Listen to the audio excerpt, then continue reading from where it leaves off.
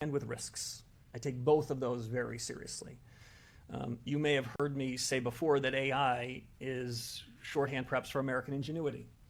That doesn't mean that it's going to be easy. That certainly doesn't mean it's not going to be disruptive. But over the long term, my conviction, and I heard quite a bit of support for this around the committee today, is the United States is a winner as we go down this. The United States is ultimately going to be better off in that. Now, to bring that back to the conduct of policy, timing, scale, speed, implications for output and employment, it's one of the things we have a task force to do. If you don't mind, a follow-up from the other side, which is that when you look at the strong job growth that's out there, the elevated inflation, GDP seems to be going pretty good, and the stock market seems to be soaring. Do you look around this economy and see the funds rate being restrictive? So that's your second question. I'm going to give the same answer that I gave before. I'd say as I think about the conduct of policy, what matters is what's the effect of policy. Not what do we say, but what happens. And the best way I can describe it is it's uneven. I do see some restrictiveness in things like housing. It's hard to use those same words anywhere else. I'll just make one other point. You talked about one of our dual mandates on the employment side. I don't believe that we have a cruel choice. I don't share the view that was expressed a few generations ago that Federal Reserve chairmen show up at a podium like this and say, you got to choose. And you're going to have to decide whether you're willing to tolerate higher inflation to put more people at work. I don't believe in that. What I believe is if we do our job, we can make strong growth, low prices, and strong employment mutually compatible. And so what you heard from the committee today is we've got some work to do on the price stability front. Nick. Thank you. Nick Timmeros with Wall Street Journal. Chairman Warsh, you've said repeatedly credibility is earned by delivering. If credibility requires delivering, the move would be to tighten or at least to threaten to. Now, you didn't do that today. Why not? That judgment you expressed was not expressed by any of the 19 people around the table. We'll be meeting in 6 weeks and we'll take up the issue again. And if I could ask about AI, the build out is generating enormous demand right now, CapEx, data centers, power. The productivity payoff may be further out. So in your judgment today, is AI adding more to demand or to supply? It's a good question. At the central bank in an economics profession, what we spend most of our time doing is counting demand. It's easier. We can see it, we can count it, we can check it, we can revise it. What we do, though, is we infer supply. You'll notice in the second paragraph of what one of your colleagues described as a very short statement, we have a sentence on the demand side and a sentence about the same length on the supply side. They're both important. Just because we can count one better than the other doesn't mean we're going to favor one more than the other. With respect to AI and the growth of data centers and infrastructure around it, we're counting the demand side, and it is no doubt showing up in GDP figures. We can be less certain when we infer the timing and extent of the growth in the supply side. It may well be an intuition the supply side is going to expand, but it'll take longer. I just describe it this way. There's a race between supply and demand. Milton Friedman says that the only thing we know about economics is that there's a supply line and a demand line they ultimately cross. When they cross and what are the implications for policy? The good news for you is we have a task force for that. Andrew. Thanks, Mr. Chairman. It sounded like on the task force on data that you were looking at overhauling or completely overhauling the system of national accounts, the way the government mines the economy. Is that your ambition? In a word, no. In a few words, much of this data gathering happens in other government agencies to which we owe a tremendous amount of respect, tremendous amount of deference. But if in the course of this we come up with recommendations, which Fed staff have already begun to develop about things that they could be doing to help inform us as policymakers, we're not going to hesitate.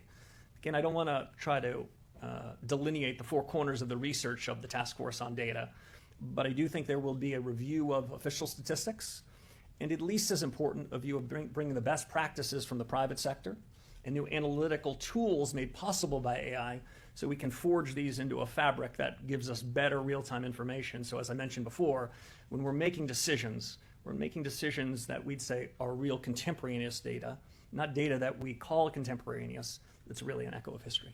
Okay, thanks. The other question I wanted to ask is related to the building renovations. Are you considering any changes to the renovations, the projects, just in light of the fact that they became kind of a political football in the last year? I heard something about that. I don't think I'm breaking any news, but my view, when you show up at a new institution, you should go meet with the Inspector General, just as a matter of good practice. It's a practice that I hope to continue. I've had one meeting with the Inspector General, and he told me what I believe the world knows, which he'll be coming out with a report on the building and the building projects at some point later this summer. I'll be interested in reading the report. From my perspective, with a forward-looking glance, is there anything that we can be doing or should be doing from this moment until the completion of the project to do what we can to be good stewards of taxpayer money and make sure that we're delivering on the promises that we made? Some more work to do. You might not be surprised in the first few weeks. I've been somewhat preoccupied on other matters, but I promised to get to the full breadth of the Fed's tasks in the weeks ahead. Victoria. Hi, Victoria Guida with Politico. So I know that you did not submit a forecast, but you are the person who is authorized to speak on behalf of the FOMC. So I'm wondering if you could tell us in the SEP, the increase in the expectations for inflation, is that all because of the Iran war? What was the discussion around what the expectations for inflation being higher and also potentially growth being slower? So my read of what I heard in the room reflected, I must admit, in the SEPs, is half of my colleagues thought the policy rate, given all those developments, should be at this level or lower between now and year end, and the other half thought higher. That 19th voter was me, and I didn't submit one. There's a range of views on the questions of first and second round effects, no resolution or conviction, but we'll be meeting again in 6 weeks. I think we're going to know more then. And I think that my colleagues are very attentive to incoming developments between now and then. And can I just quick follow up on the SEP? You said that you're still encouraging your fellow committee members to submit forecasts even if you're not doing it. So what do you think is the benefit of them doing it even if you don't? That's the commitment that the FOMC made, and it's a commitment that I hope we live up to. Commitment we made was to deliver price stability. I expect us to live up to it. By the time we get to the end of this year, as I mentioned, I wouldn't be surprised if there was a new communications framework. There were some changes to the SEP. That's a committee discussion, a robust discussion. I think we'll have it.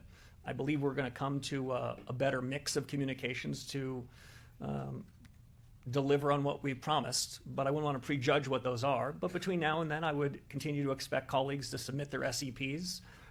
Some of them, I think, believe that the practice is currently structured is okay, but I heard a lot of interest in real reform, generally about all these topics. You didn't ask it, but I'll answer. It was a pretty gracious couple of days, and it's been a pretty warm few weeks.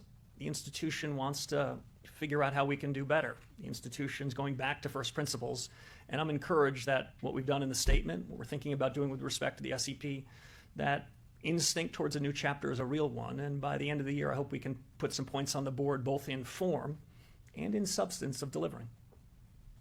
Go to Enda for the last question. Thank you, Mr. Chairman. Andy Curran, Bloomberg News. Could you guide us through, please, some of the principles that guide your own reaction function and tell us a little bit about the kind of conditions that you think when the Fed should respond? It's going to be a very unsatisfactory answer to the final question. The Federal Reserve has a lot of responsibilities, not just in monetary policy, but in supervision and regulation, consumer affairs and payments.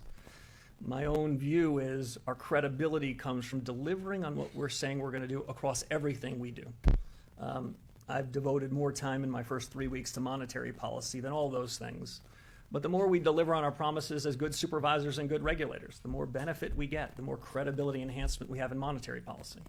When we deliver on our price stability objectives, which we will, the American people will feel as though the hardships that they've been living through in part because of inflation the last 5 years are in the rearview mirror, and that credibility will have dividends across what we do, and the institution will come to press conferences like this, always with an impetus to reform, always with an impetus to do better, but we're going to put some points on the board.